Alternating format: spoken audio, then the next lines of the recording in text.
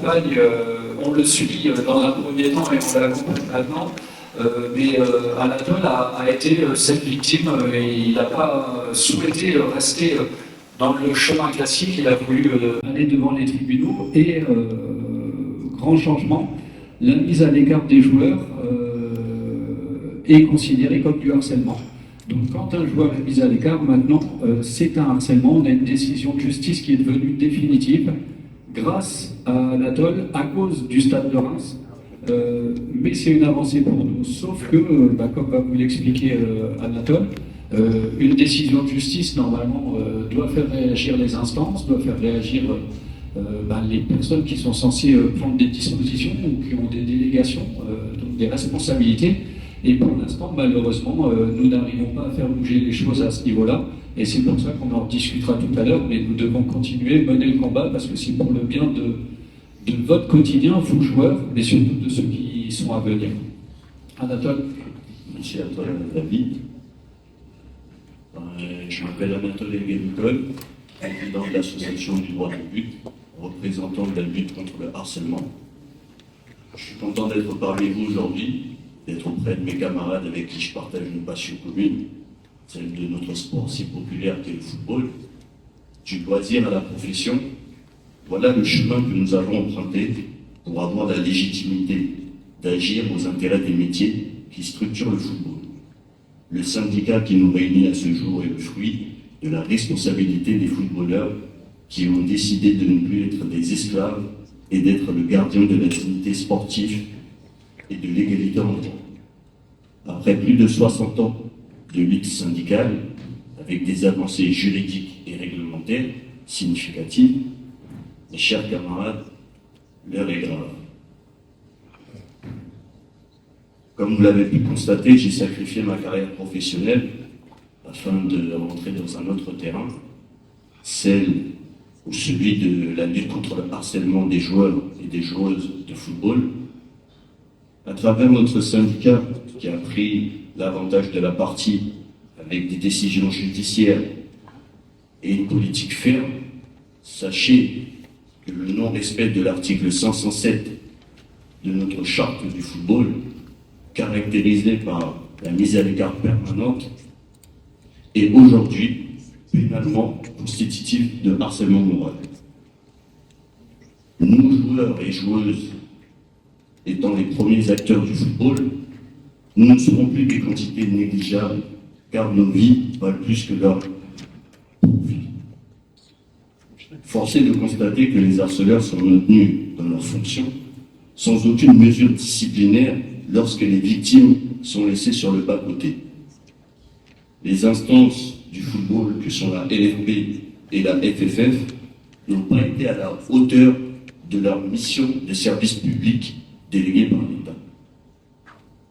C'est pourquoi Madame Mara Sinéanu, ancienne ministre des Sports, a décidé d'apporter son soutien et de s'engager sur le fond du sujet. Je dis les victimes, chers camarades, car je ne suis qu'un cas d'espèce qui illustre une pratique systémique grandissante contre laquelle nous devons nous mobiliser. À l'heure actuelle, l'UNFP a encore recensé 170 cas de joueurs loftés pour la saison en cours. Mon combat n'est donc pas le combat d'un homme, mais celui de tous les footballeurs harcelés, celui de tous les footballeurs harcelés. Accompagné d'une délégation comprenant des membres de notre syndicat, je me suis rendu au sein de la maison du football, la FFF, puis au ministère des Sports, actuellement placé sous l'autorité de Madame Oudéa Castera, pour faire entendre notre voix. La seule réponse apportée à notre combat pour la dignité des footballeurs fut le mépris. Puis l'envoi de cartes de police pour nous déloger des lieux par la force. Monsieur Piam, figure historique du football national et international, n'a même pas été considéré à la hauteur de la personnalité qu'il représente, alors que d'autres fédérations voient le ministère intervenir de manière systématique sur des entraves à la dignité de leur licencier. Les footballeurs ne peuvent tolérer plus longtemps un tel mépris qui matérialise une discrimination à nos droits les plus fondamentaux. Aujourd'hui, nous sommes en mesure d'exiger, je répète d'exiger, des sanctions et des réparations contre toute personne qui porte atteinte à l'image républicaine du football. Pour ne pas être très long, malgré la passion que je porte à la protection des intérêts positifs du football, je tenais à vous dire que si le gouvernement ne siffle pas la fin de la partie dans ce match, pour la dignité contre les agresseurs du football professionnel comme amateur, mes chers camarades, nous n'aurons pas d'autre choix que d'exercer une action forte, militante, pour leur prouver que sans nous, joueurs et joueuses, le football ne peut exister.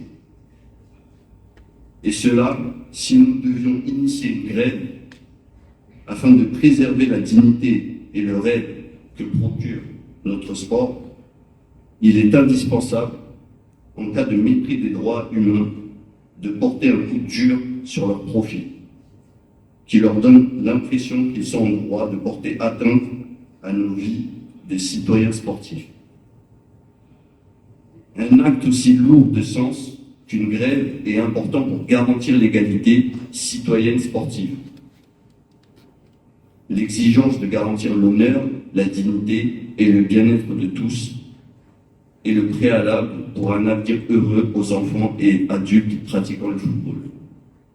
Je vous remercie de l'écoute active et je vous dirai, ne lâchons rien, soyons victorieux et que l'égalité en droit est un noble combat.